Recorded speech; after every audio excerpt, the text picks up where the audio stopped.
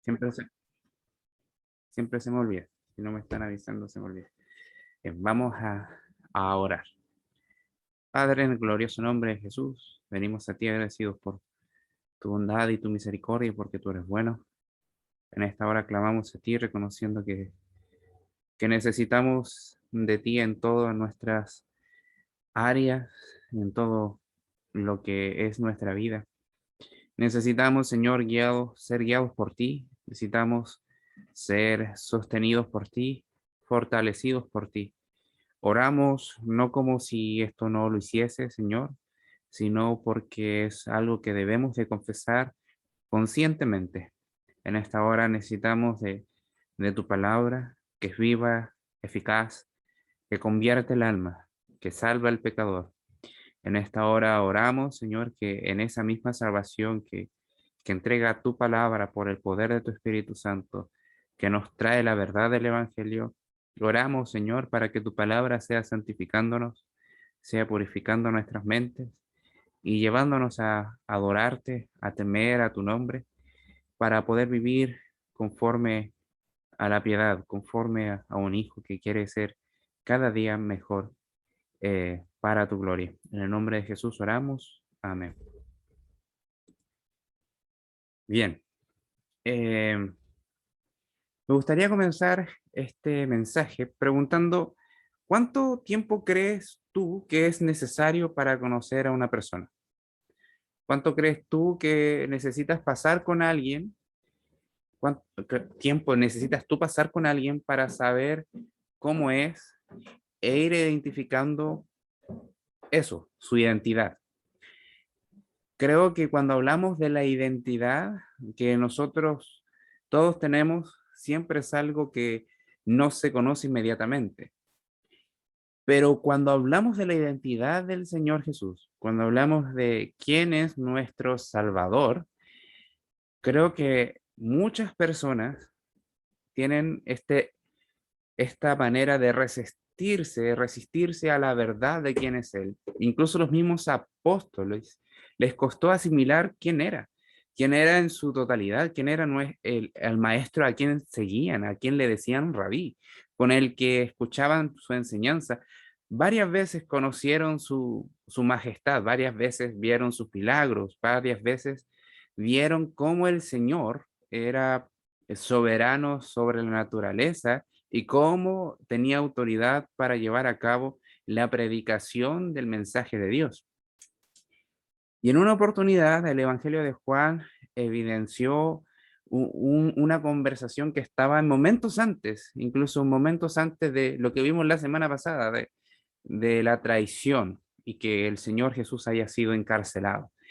Bien, vamos a ir a Juan 14, del 4 al 10. Vamos a leer esos versículos para ver cómo el Señor Jesucristo eh, les muestra su identidad y confronta también a los corazones de los discípulos diciéndoles, bueno, lo que ya vamos a leer, dice así, y sabéis el camino a donde voy.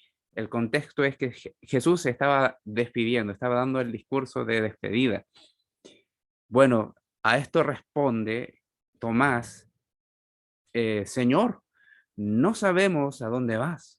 ¿Cómo podemos saber el camino? Jesús le dice, yo soy el camino y la verdad y la vida. Nadie viene al Padre sino por mí. Si me habéis conocido, también llegaréis a conocer a mi Padre. Y desde ahora lo conocéis y lo habéis visto. Le dice Felipe, Señor, muéstranos al Padre y nos basta. Jesús le dice, tanto tiempo estoy con vosotros y no me has conocido, Felipe. El que me ha visto a mí, ha visto al Padre. ¿Cómo dices tú, muéstranos al Padre? ¿No crees que yo estoy en el Padre y el Padre en mí? Las palabras que yo os digo no las hablo por mi propia cuenta, sino el Padre que mora en mí hace sus obras. Aquí el Señor Jesucristo está exponiendo su identidad y está mostrando a sus discípulos y a sus apóstoles que a pesar de que habían pasado tantas cosas con el Señor, aún no reconocían a cabalidad quién era su maestro. Aunque aunque eso no quita que no hayan reconocido que Jesús sea el Cristo, pero eh, aún tenían cosas que tratar en su corazón para tener una credibilidad en el Señor, una fe fuerte en Cristo. Bueno, este cuestionamiento de quién es el Señor o cuál es la identidad del Señor, lo va a tratar el texto de hoy. Como ya saben, nos estamos aventurando en las últimas horas de vida de nuestro Señor Jesucristo, en el periodo donde vemos que el rechazo a quién era Él estaba desencadenado. Vimos como Judas traicionó al Señor por la incredulidad de su corazón, por la dureza de su corazón, por la obra de Satanás en su vida y también por el amor al dinero. Ahora nos encontramos como el Señor está siendo encarcelado y en pocos minutos, o sea, en pocos instantes o momentos más, enfrentaría situaciones más crudas aún. Las escrituras hoy nos mostrará cómo la incredulidad rechaza la verdadera identidad del Señor Jesús. Y eso es clave. Cómo la identidad, cómo la incredulidad rechaza la verdadera identidad del Señor Jesús y la verdadera proclamación que hay en el Evangelio. Y eso es lo que nos va a estar diciendo hoy el Señor, el llamado del Evangelio. Nos demanda reconocer a Jesús como el Cristo que salva al pecador. Y aunque haya incrédulos que quieran negarlo, Él es el gran yo soy. El llamado del Evangelio nos demanda reconocer a Jesús como el Cristo que salva al pecador. Y aunque haya incrédulos que quieran negarlo, Él es el gran yo soy. Vamos a ir a Marcos 14 y vamos a leer los versículos del 53 al 65. Sí, son un texto un poco extenso, pero es la porción que tenemos para hoy. Dice así: trajeron pues a Jesús al sumo sacerdote y se reunieron todos los principales sacerdotes y los ancianos y los escribas. Y Pedro le siguió de lejos hasta dentro del patio del sumo sacerdote, y estaba sentado con los alguaciles calentándose al fuego. Y los principales sacerdotes y todo el concilio buscaban testimonio contra Jesús para entregarle a la muerte, pero no lo hallaban, porque muchos decían falso testimonio contra él, mas sus testimonios no concordaban. Entonces, levantándose unos, dieron falso testimonio contra él, diciendo: nosotros le hemos oído decir, yo derribaré este templo hecho a mano y en 3 días edificaré otro hecho sin mano. Pero ni aún así concordaba en el testimonio. Entonces el sumo sacerdote, levantándose en medio, preguntó a Jesús diciendo: ¿no respondes nada? ¿No respondes nada? ¿Qué testifican estos contra ti? Mas él callaba y nada respondía. El sumo sacerdote le volvió a preguntar y le dijo: ¿eres tú el Cristo, el Hijo del bendito? Y Jesús le dijo: yo soy. Y veréis al Hijo del Hombre sentado a la diestra del poder de Dios y viniendo en las nubes del cielo. Entonces el sumo sacerdote, rasgando su vestidura, dijo: ¿qué más necesidad tenemos de testigos? ¿Habéis oído la blasfemia que qué os parece? Y todos ellos le condenaron, declarándole ser digno de muerte. Y algunos comenzaron a escupirle y a cubrirle el rostro y a darle de puñetazos y a decirle: profetiza. Y los alguaciles le daban de bofetadas. Es un texto que encierra bastante crueldad, pero en medio de esa crueldad, la verdad de quién es el Señor resplandece en medio de esas tinieblas. Y para continuar con el desarrollo de este sermón, quiero comentarles que el título de esta enseñanza se llama así: Jesús, ¿eres tú el Cristo? Jesús, ¿eres tú el Cristo? Y lo vamos a tratar en dos puntos generales. el primer punto que va de los versículos 53 al 59, dice así: cuidado con los falsos testimonios de Jesús. Cuidados con los falsos testimonios sobre Jesús. Eso es. Cuidados con los falsos testimonios sobre Jesús. De los versículos 53 al 59. Y el segundo punto, que va de los versículos 60 al 65, dice: Jesús, culpable de ser el Hijo de Dios. Jesús, culpable de ser el Hijo de Dios. Y para ir a nuestro primer punto, cuidados con los falsos testimonios sobre Jesús, debemos decir que el contexto que encierra acá es el primer juicio que está sufriendo nuestro Señor Jesucristo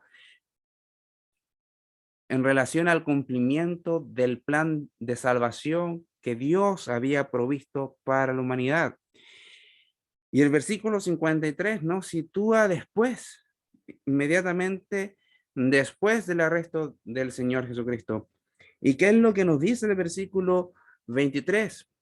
Trajeron pues a Jesús al sumo sacerdote y reunidos todos los principales sacerdotes y los ancianos y los escribas. El Señor estaba entre los líderes espirituales de Israel, no para otra cosa que para ser enjuiciados. Y cuando dice los principales sacerdotes, está queriendo decir que las personas que tenían más influencia política y religiosa estaban dentro del complot para llevar a muerte al Señor. Esto es una representación gráfica de este grupo llamado Sanedrín. El Sanedrín, grupo de fariseos que no solamente lideraban espiritualmente, entre comillas, podemos decir, al pueblo de Israel, que para ellos reclamaban la autoridad de la enseñanza de la palabra de Dios, sino que también eran la Corte Suprema donde deliberaban quién es culpable de haber cometido algún crimen o haber transgredido la ley de Dios, y dictaban las consecuencias. Entonces, podemos ver que el Señor Jesucristo estaba en medio de ese grupo de sacerdotes, o en medio del grupo selecto que lideraba y tenía el poder para condenar civilmente y para perdonar civilmente a las personas. Pero lo que nosotros sabemos es que el Señor literalmente estaba siendo puesto en manos de pecadores. El Señor Jesucristo, aquí estamos viendo que estaba siendo puesto en manos de pecadores. Y es interesante cuando vamos al texto original que la palabra trajeron literalmente significa llevar a la muerte. También se puede entender como sacarlo a la muerte o conducirlo a la muerte. Más que suponer que lo estaban trasladando para llevar a cabo un juicio, el texto inspirado que tenemos acá es claro en describir la intención que ellos tenían: llevarlo a la muerte. Y el arrestarlo, sabemos que no fue de una forma simpática. Vimos en el sermón anterior que, que salieron con palos y espadas, como quien estaban en busca de un ladrón y de los peores criminales. Y el Señor Jesucristo lo dice. Y el Señor Jesucristo le dice: ¿cómo contra un ladrón habéis salido con espadas y con palos para prenderme? Eso es en el versículo 48. Y es más, podemos pensar que en medio de este trayecto también había sido ya golpeado, y ya su escarnio, su burla, la degradación y la humillación había comenzado. Esta humillación sobre la persona de nuestro Señor Jesucristo, como si fuese el peor de los pecadores. Versículo 54 nos agrega algo súper importante. Y Pedro le siguió de lejos hasta dentro del patio del sumo sacerdote, y estaba sentado con los alguaciles calentándose al fuego. Aquel discípulo que estaba dispuesto aquel discípulo y apóstol que estaba dispuesto a matar para librar a su maestro y que después había huido, ahora le seguía de lejos. La casa del sumo sacerdote al parecer era amplia como para llevar a cabo ceremonias así o juntas de grande cantidad de personas. Pero dentro de esa casa también había una plaza. Entonces es en esa plaza, dentro de la casa, es donde Pedro se encontraba y estaba en compañía de los alguaciles, de estos especie de guardia que tenía el Sanedrín. Entonces el texto dice que Pedro le siguió de lejos. La implicancia que hay detrás de eso es que Pedro acompañaba en su corazón con amor de lejos a su Señor. Estaba tratando de manifestar este apoyo que podemos brindar a una persona de lejos, pero no es solamente un mero sentimiento, un mero apoyo, como cuando nos piden que nosotros podamos apoyar alguna causa compartiendo quizás alguna información. En este caso, el vínculo era fuerte.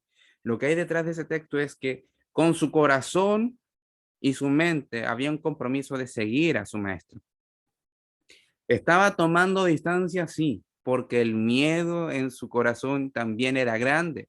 Entonces estaba en una lucha importante en el interior de Pedro. Y sabemos que más adelante Pedro no vence, sino que es vencido de esta lucha y que cede a la tentación de negar al Señor. Y que se haya quedado en la plaza también significa que no quería ser vinculado más allá. Por más que él sintiese en su corazón esta conexión con su Señor, obviamente porque le creía que él era el Cristo, lo sigo de lejos, lo sigo de lejos, porque hay repercusiones lógicas y ahora mucho más para los seguidores y discípulos del Señor. Si el maestro, el líder, está siendo preso, ¿qué nos queda para nosotros? Eso estaba pensando Pedro por lo que vemos acá, pero ojo, que haya caído en ese pecado, en esa instancia como de doble personalidad, de doble moral, no significa que su corazón no estuviese queriendo seguir al Señor. Estaba en esa lucha y es lo que vemos, bueno, cómo cae Pedro. Versículo 55 nos dice que Pedro, observando todo esto, los principales sacerdotes y todo el concilio buscaba testimonio contra Jesús para entregarle a la muerte, pero no lo hallaban. Como les decía, este concilio se está refiriendo a este grupo de personas, este grupo de sacerdotes, este grupo de, de selectos religiosos y políticos que metían juicios como una corte suprema. Ellos, ¿qué es lo que estaban haciendo? Bueno, dice testimonio, buscaban testimonio, pero en lo que se entiende es que estaban buscando evidencia para culparlo, evidencia legal para culpar al Señor Jesús de un crimen o de un delito según su ley para sentenciarlo a muerte. Se dan cuenta aquí, ya el texto lo dice explícitamente, aunque con el otro concepto que sale en el versículo 53 que le trajeron también tiene esa misma idea, se pierde en la traducción. El texto dice que el Señor Jesús, en él no se encontraba ninguna causa. ¿Por qué? Y esto es obvio, no iban a encontrar absolutamente nada. El Señor Jesús es santo. El Señor en su obediencia, la ley de Dios, de su Padre y a su misma palabra, Él es perfecto. Podemos decir que Él era irreprensible frente a cualquier causa legal. Él era el santo de Dios. Él es la mejor expresión del judío que Dios esperaba que fuesen el pueblo de Israel.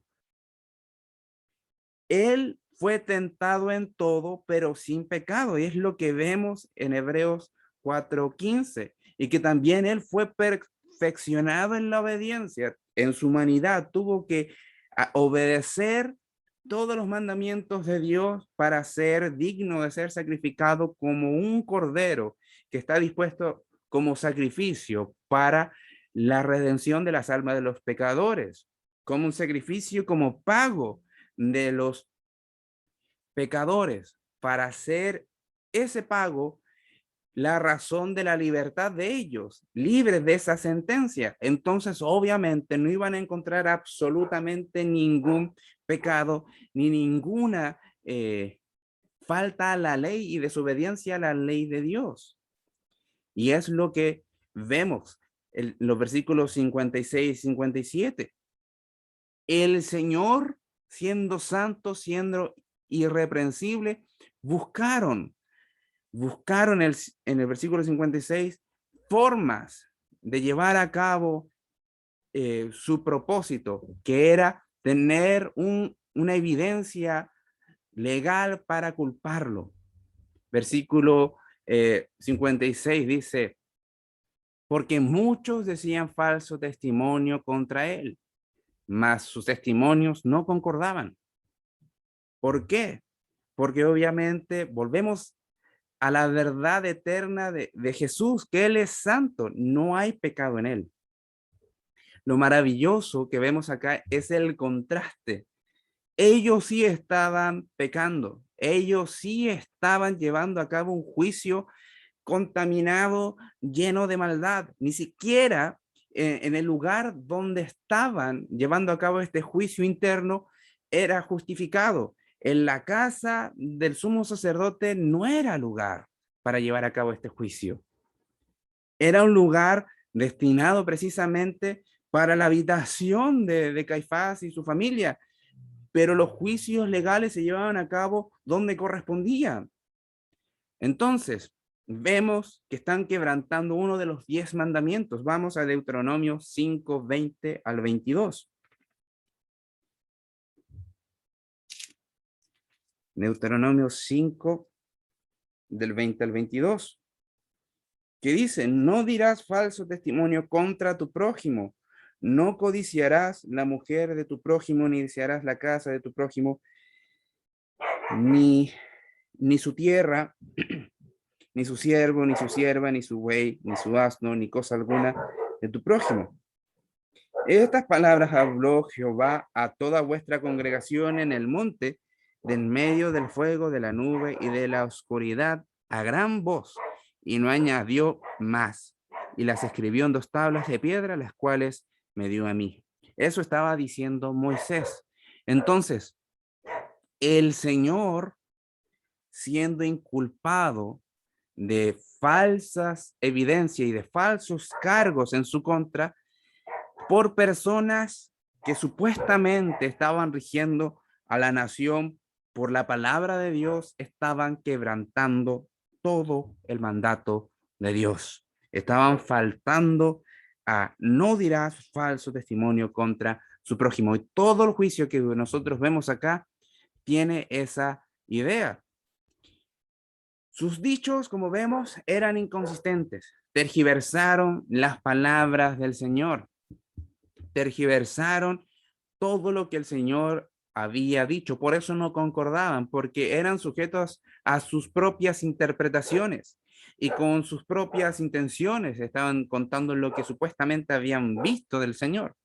Entonces el versículo 58 dice, nosotros le hemos oído decir, yo derribaré este templo hecho a mano y en 3 días edificaré a otro sin mano. Bueno, aquí es clara la evidencia de ellos como culpables de pecado.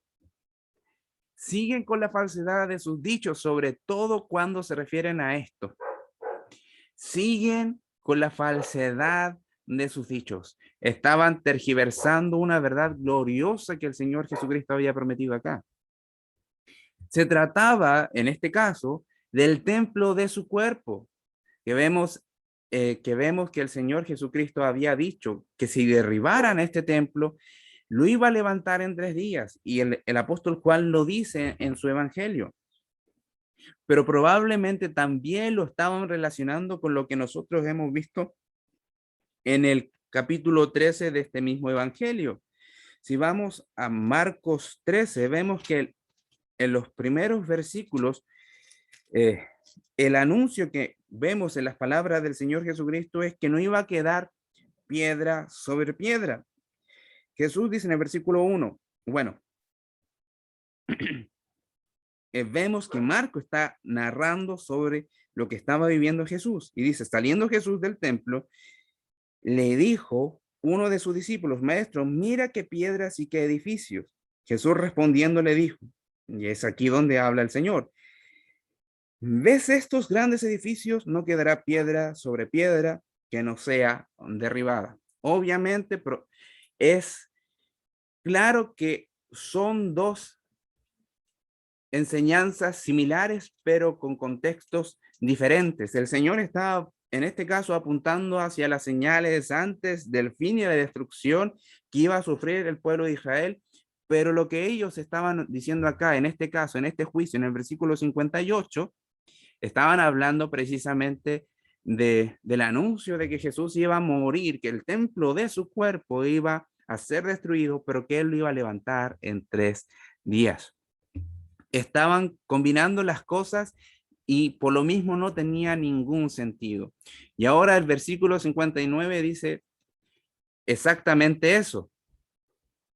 Ni aún así concordaban en el testimonio. ¿Por qué? Porque tomaron las enseñanzas de Jesús, la empezaron a juntar, a tratar de pegar para encontrar algo que lo haga culpable de pecado, pero no había y no lo iban a encontrar. De hecho, ellos eran los que eran culpables de pecado según la ley de Dios. Y quiero que piensen que esto es similar al sentimiento que se genera en cada uno de nosotros, en ti, en mí, cuando nos echan la culpa, cuando si fuésemos obedientes por acatar lo que nuestro Padre nos manda hacer. Es un caso que quizás no suena lógico porque no lo es. A quién se le podría culpar? ¿A quién se le podría culpar por ser obediente a su padre? A nadie. Si nosotros normalmente buscamos ser obedientes al Señor, la obediencia en sí no es mala. De hecho, los seres humanos aprendemos obediencia cuando nacemos, porque nacemos en pecado. Y es más, ¿te imaginas que te buscaran a ti y quisieran arrestarte porque tú haces bien tu trabajo? E incluso las instrucciones y las cosas que tú enseñaste al momento de hacer tu trabajo lo tergiversaran y te estén culpable de haber hecho algo totalmente contrario por hacer tu trabajo, hiciste algo mal. Es algo contradictorio, es algo absurdo. Y es lo que estaban tratando de hacer con el Señor Jesús.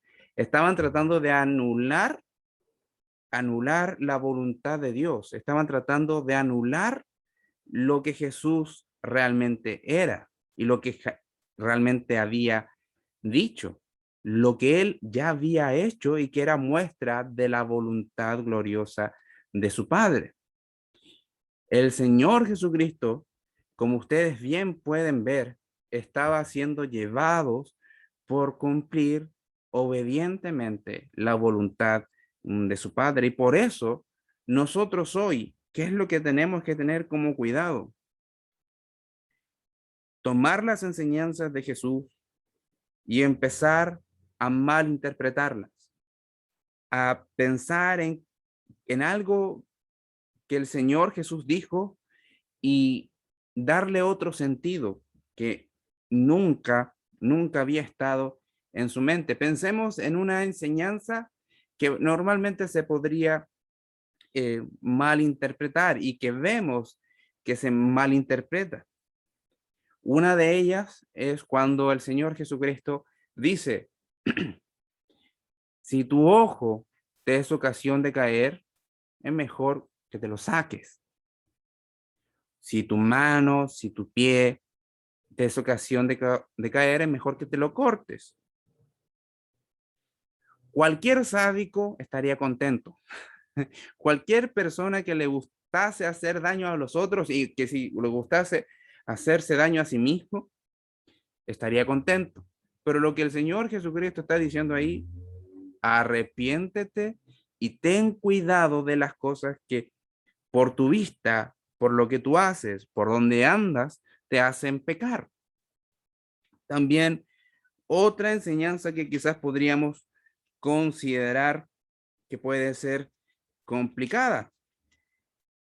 Una enseñanza que es complicada cuando nosotros las escuchamos es cuando el Señor Jesucristo dice, si me amáis, permaneceréis en mi palabra, lloraréis al Padre y el Padre les dará lo que les pidan. Muchas personas piensan que solamente es cosa de obedezco al Señor, permanezco en su palabra y le puedo pedir lo que quiera y total me lo va a dar. No, el Señor no está diciendo eso. El Señor está diciendo con claridad que debemos ser fieles en su palabra y podemos orar al Padre y el Padre va a responder con su voluntad. Lo que nosotros pidamos al Señor va a tener una respuesta y la respuesta de Dios va a ser buena, agradable y perfecta. Y así podemos seguir y seguir.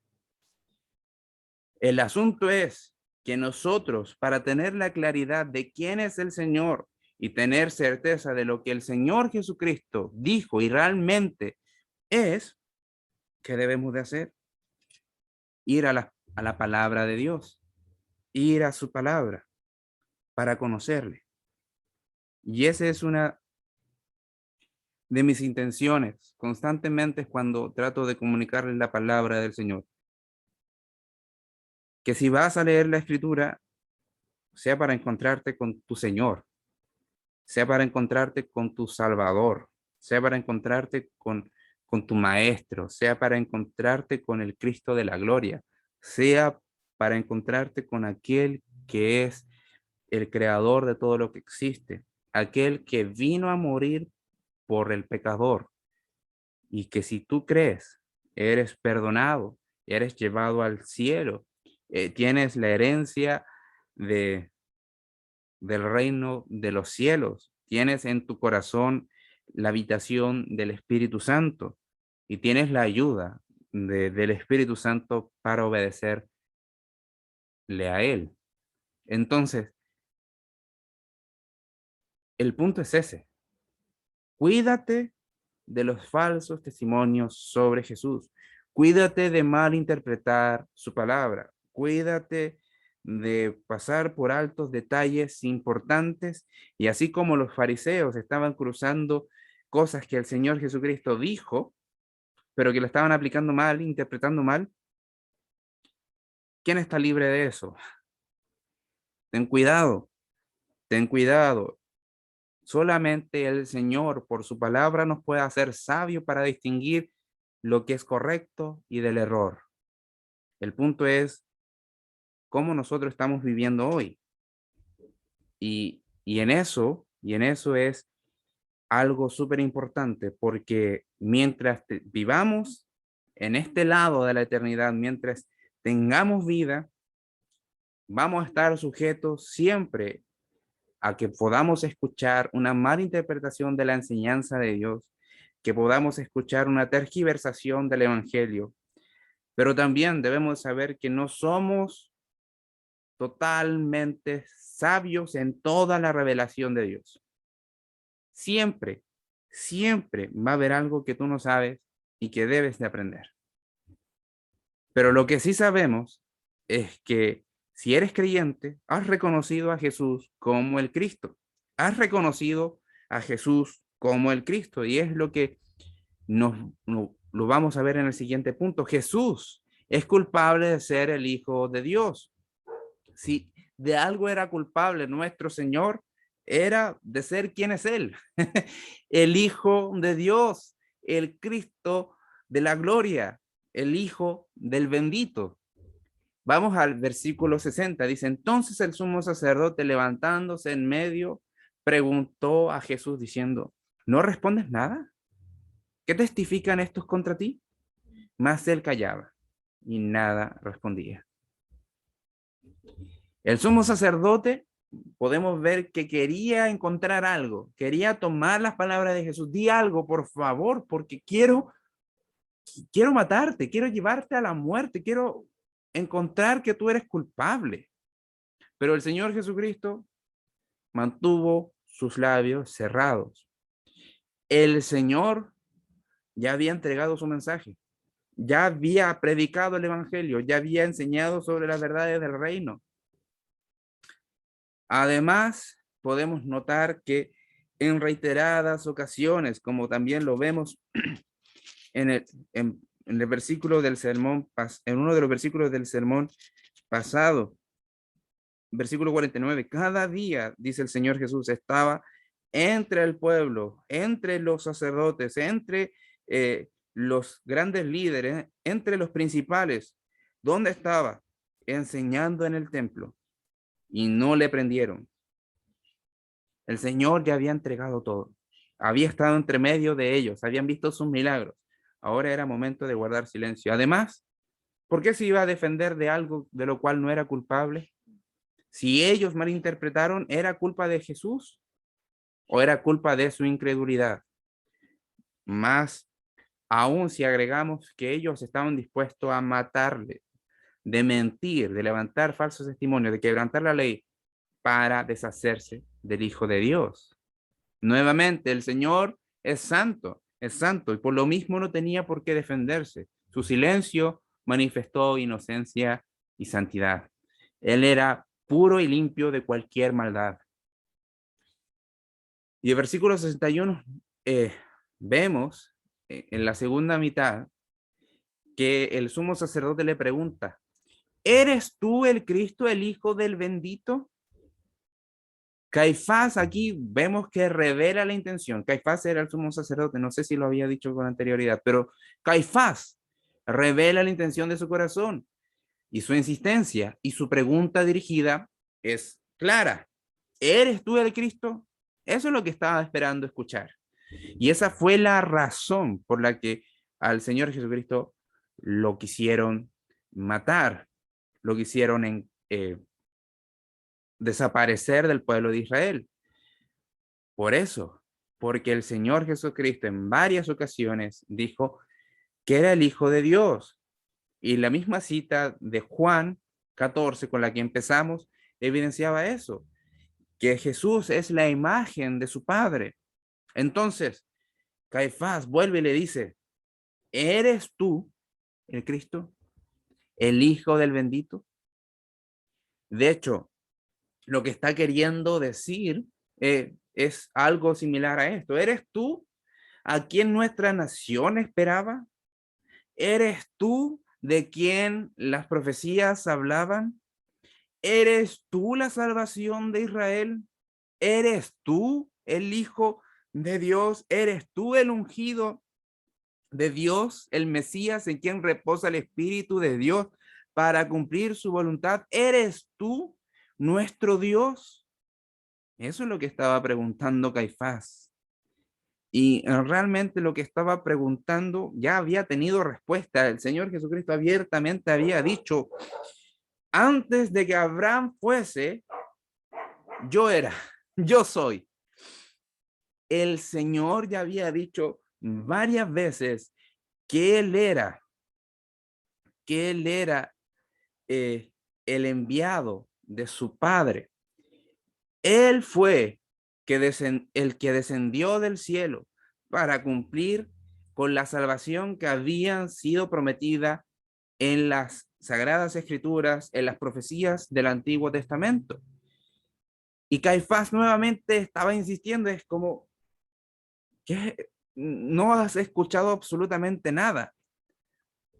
El asunto era, de acuerdo a el ejercicio y la articulación de cómo se llevaba un juicio, el culpable debía de confesar. Y por esa la insistencia. Entonces, lo que él estaba provocando era escuchar en ese momento lo que Jesús ya había dicho. Y la respuesta del Señor, ¿cuál fue? yo soy, y veréis al Hijo del Hombre sentado a la diestra del poder de Dios y viniendo en las nubes del cielo. Vemos que el Señor Jesucristo utiliza el nombre santo de Dios, que hasta el día de hoy los judíos buscan no usar, porque no puede ser pronunciado por labios pecadores como lo de los todos seres humanos. Labios pecadores que pronuncian maldad, que hablan vanidad. Entonces los judíos tomaron el nombre de Dios y lo colocaron en un lugar inalcanzable, y vemos que acá el Señor utiliza este nombre, yo soy, que significa yo soy el que fui, el que es y el que será. Yo soy el que seré. Es una constante. Está diciendo yo soy sobre el tiempo. Yo, yo soy, en el sentido de que es. No, no tienes inicio su existencia y no va a tener final porque es. En esas dos palabras vemos que el Señor Jesucristo estaba diciendo yo soy el Señor, yo soy Dios. Si es lo que tú querías escuchar, yo soy. Y este nombre aparece en primera instancia en Éxodo 3. Vamos a Éxodo 3. Acá podemos ver que el Señor estaba revelándose a Moisés, y Moisés se encuentra en el desierto, en el monte, con una zarza que arde, y el Señor en el versículo 4 lo llama y le dice así, Moisés, Moisés. Y él respondió, heme aquí. Y dijo, no te acerques, quita tu calzado de tus pies, porque el lugar en que tú estás, tierra santa, es. Y dijo, yo soy el Dios de tu padre, Dios de Abraham, Dios de Isaac y Dios de Jacob. Entonces Moisés cubrió su rostro porque tuvo miedo de mirar a Dios. Y ahí encontramos el nombre, yo soy. Y en el versículo 13 vemos algo mucho más expreso. Dice, dijo Moisés a Dios, he aquí, yo llego a los hijos de Israel y les digo, el Dios de vuestros padres me ha enviado a vosotros. Si ellos me preguntaren cuál es su nombre, ¿qué les responderé? Y respondió Dios a Moisés, yo soy el que soy. Y dijo, así dirás a los hijos de Israel, yo soy, me envió a vosotros. Entonces, el Señor Jesús, usando este nombre, estaba diciendo, yo no necesito enviar a ningún intermediario más. El Dios Altísimo ha venido acá a acercarse a este pueblo para salvarlo de sus pecados. El mismo Dios se encarnó, se hizo hombre para salvar a los pecadores. Pero algo maravilloso dice, que van a ver al Hijo del Hombre sentado a la diestra de Dios, a la diestra del poder de Dios. Nuevamente utilizando este nombre que muestra la humanidad del Señor, pero también la confirmación de la profecía de Daniel, que Dios iba a enviar a uno como hijo de hombre para redimir a su pueblo. Y ese nombre y ese enviado iba a ser en apariencia humana, iba a ser humillado por la naturaleza humana. Y es más, aquí el Señor Jesucristo está anunciando su segunda venida, y que cuando vuelva nuevamente no lo van a ver tal cual como lo ven ahora, sino que lo van a ver con poder, con gran gloria. Y es ahí donde vemos el versículo 63. Entonces el sumo sacerdote, rasgando su vestidura, dijo, ¿qué más necesidad tenemos de testigos? ¿Habéis oído la blasfemia? ¿Qué os parece? Y todos ellos le condenaron, declarándole ser digno de muerte. Cuando vemos que el sacerdote se rasga la vestidura, es una demostración que a veces era planificada, pero que evidencia una indignación, algo que causa dolor y que es deshonroso para el nombre de Dios. Sí. Aquí el sumo sacerdote está diciendo, lo que tú dices merece desprecio de Dios y de todo su pueblo. También el versículo 64 dice que lo que Jesús estaba diciendo era una blasfemia, que Jesús se declarara a sí mismo lo que es, que confesara su identidad era una blasfemia. Y esto es por la dureza y la incredulidad de sus corazones. Ellos vieron el clímax de la revelación de Dios, que es Jesús, el Hijo de Dios. Vieron el clímax de lo prometido desde el principio de la creación, y por la dureza de sus corazones y la incredulidad, dijeron que era una de las peores ofensas para Dios. Ellos estaban con el entendimiento entenebrecido. Sus ojos, su entendimiento estaba cegado, lleno de tinieblas, obra de Satanás, para que no le resplandeciese la gloria de Cristo. Su entendimiento estaba consumido por su maldad y por su pecado. Efesios 4, 17 y 18 y 2 Corintios 4, 4. Vemos que el pecado y la obra satánica les había quitado la gloria de la revelación de Jesús, ni siquiera para reconocerlo como un buen judío, ni siquiera para reconocerlo como un hombre que era digno de ser admirado, ¿no? Ni siquiera en las consideraciones humanas ellos fueron capaces de ver. ¿Por qué digo esto? Porque hoy el mundo muchas veces cuando se le habla de Jesús dice, no, es un gran maestro, un gran líder, alguien que es admirable para imitar. Pero muchos pueden decir eso, pero no decir que Jesús es Dios, que Jesús es el Señor, que Jesús es el Salvador y que ellos le necesitan como Salvador. Y es por eso cuando el versículo 65 nos muestra cuál es la reacción de todas las personas que estaban ahí, o del mayor porcentaje de las personas que estaban siendo producto de este falso juicio. Y algunos comenzaron a escupirle y a cubrirle el rostro y a darle de puñetazos y a decirle, profetiza. Y los alguaciles, estos guardias, le daban de bofetadas. ¿Qué vemos acá? Vemos un desprecio. El escupir para los judíos era un desprecio físico que, que era grosera porque supuestamente era lo que se merecía el otro. ¿Ya? Tú eres esto, y lo que salía de su boca era lo que ellos reconocían que la persona a quien se lo estaban lanzando debía de ser considerada de esa manera. Eres nada más que fluidos que pueden ser esparcidos en cualquier parte y sobre todo, ser desechado. El escupir para los judíos era uno de los peores insultos y manifestaba una aberración. Y de hecho está dentro de la ley de Dios. Pueden ver Números 12, 14 y también Deuteronomio 25, 9.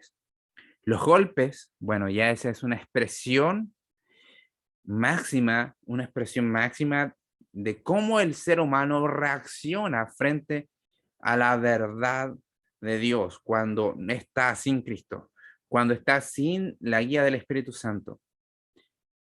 El ser humano, cuando es confrontado con su pecado y no ha sido cambiado por el Espíritu Santo, una de las reacciones más comunes es ser violento. Y acá lo vemos con claridad. Y esto es eh, la manifestación clara cuando el ser humano pecador se encuentra con el santo Dios. ¿Por qué digo eso? Porque el Señor Jesucristo es santo y en él habitó toda la presencia de Dios, toda la divinidad de Dios estaba en él, toda, pero estaba oculta por su humanidad, estaba prácticamente velada por su humanidad, pero aún así le irradiaba en sus palabras, en su espíritu, en su forma de vivir. Y el hombre frente a eso, no solamente es un repudio, es un rechazo, sino que busca eliminarlo. ¿Por qué? Porque le teme a la santidad de Dios. Entonces, estos golpes fueron brutales, no fueron unos puñetazos simples, sino que buscaban destruirlo. Y por eso vemos que les dicen profetiza, porque no solamente querían destruirlo en cuanto a su cuerpo, sino que en cuanto a lo que él decía que era. Tú dices que eres profeta, que eres el Hijo de Dios, que eres el Cristo, que eres el Mesías. Profetízanos. Entonces, se rebelaron completamente contra Dios y la máxima expresión de santidad de Dios en ese momento, nuestro Señor Jesucristo, estaba siendo rechazada y estaba siendo burlada.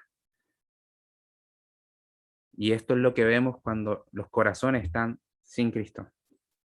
Porque nadie puede venir al Señor sin que el Señor le traiga por la obra de su Espíritu Santo. Si tú crees, hermano y hermana, es porque el Señor cambió tu corazón y dale gracias. Y dale gracias porque el Señor cambió tu corazón y puedes ver que el Señor es el Cristo, el que murió por tus pecados. Dale gracias porque no hay términos medios cuando hablamos del Evangelio. ¿Crees en el Evangelio o lo rechazas? Hay diferentes magnitudes de cómo rechazar, de cómo se reacciona negativamente al Evangelio, pero nunca hay un término medio, nunca hay un término medio. Y lo que vemos acá es una muestra clara de la condición humana sin la fe, sin la obra del Espíritu, sin creer en el Evangelio. Y, y podemos ver que el Señor Jesucristo, todo esto, el principio de su escarnio, de su burla, del tormento que iba a pasar, fue para salvarnos a ti y a mí. Si crees en el Evangelio, esto es el principio de las aflicciones de Cristo y es lo que nos antecede frente a los momentos que vamos a ver de la máxima humillación de nuestro Señor que fue en la cruz. Hermanos, podemos ver que este punto trataba de señalar que Jesús, si era algo de lo cual era culpable de ser realmente quien es, el Dios Todopoderoso, el gran yo soy, el que habita en las alturas, pero que el que habitase en las alturas no le impidió a tener un corazón, un amor que buscase venir a redimir a los pecadores. Y hermanos, eso tenemos que tener en mente.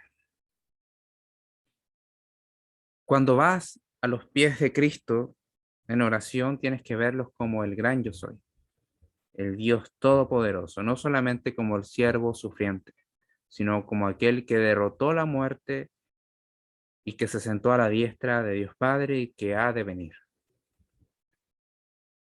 ¿Cuánto profundizas en eso?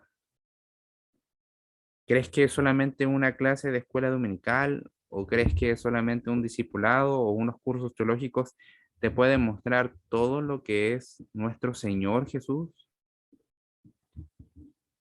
Si crees eso, estás equivocado. Vamos aprendiendo parte por parte quién es nuestro Señor Jesús. Y nuestra humanidad se va a oponer a que nosotros sigamos profundizando en la verdad de Dios. Tu carne, tu debilidad, tus tentaciones se van a oponer para conocer más a Cristo. No te van a ayudar. No te van a ayudar tu carne, no te va a ayudar tus tentaciones para que busques al Señor. No. Pero gracias a Dios que tenemos al Espíritu Santo que nos va a motivar nos va a dar la fortaleza para ir a conocer a nuestro Señor Jesucristo, al Señor Jesucristo que aquí estaba siendo burlado, que está siendo escupido, que está siendo escarnecido, que está siendo blasfemado. Ellos pensaban que la respuesta de Jesús era la blasfemia para Dios, pero no, su comportamiento, su forma de tratar al Santo de Israel era la peor blasfemia que se puede haber cometido y se puede en ese momento y durante toda la eternidad. Bien, ¿qué podemos decir después de este sermón que titulé Jesús, ¿eres tú el Cristo? Hermanos, si hemos llegado a la verdad del Evangelio es por su gracia. Si podemos mirar al cielo y saber que nos espera una herencia divina es por la gracia de Dios. No lo mereces. Si hubieses estado ahí, estarías quizás probablemente en compañía de esos alguaciles insultando a nuestro Señor. No podemos creernos mejores que esos pecadores.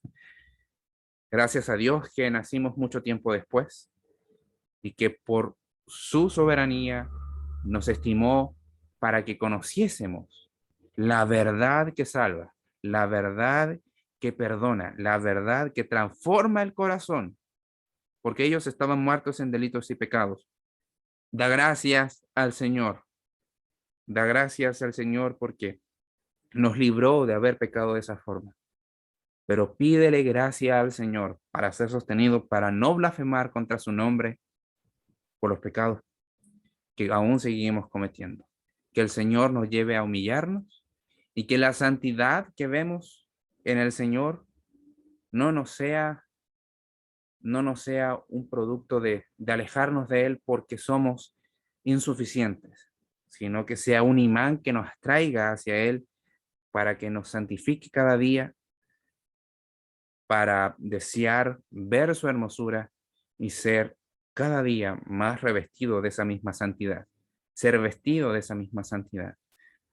Que nuestros corazones, con esa nueva naturaleza que hemos recibido, puedan glorificar al Señor, confesándole como Señor, dándoles autoridad en nuestra vida, porque Él la tiene, pero que nosotros vayamos en humillación, humillación delante de Él para poder obedecer su palabra. Bien, vamos a terminar orando. Padre, en el glorioso nombre de Jesús, damos gracias por tu misericordia, por tu bondad, porque tú eres bueno. Ayúdanos, Padre, para poder ver lo maravilloso que tú eres. Perdónanos, Señor, cuando blasfemamos contra ti y ofendemos tu santidad. Gracias, Señor, por librarnos de haber cometido pecados terribles, otros pecados más espantosos que los que ya hemos cometido. Sabemos que todo pecado es ofensa contra ti, pero gracias, Señor, porque en este tiempo hemos conocido tu gracia, hemos conocido tu amor, y a pesar de que no te golpeamos nosotros, nuestros pecados sí fueron los que te llevaron a la cruz. Sí fueron los que te crucificaron y clavaron tus manos y tus pies y que te hicieron sufrir la temible ira de tu Padre, quebrantando la comunión que tuvieron eternamente. Gracias, Padre, porque eso nosotros no podemos hacer nada para solucionarlo, sino que en ti está la suficiencia para traer paz a nuestra vida, paz entre la creación y su creador, y la promesa gloriosa de una futura renovación de todas las cosas, donde tu santidad gobierne y esté impresa en cada rincón del universo. Gracias, Padre, porque solamente bastó un sacrificio, una humillación, hizo falta solamente que tú te encarnases una vez y que murieses una vez y para siempre, para dar una eterna y gloriosa salvación para todos los que tú has llamado a creer en el Evangelio. Gracias, Padre, en glorioso nombre de Jesús. Amén.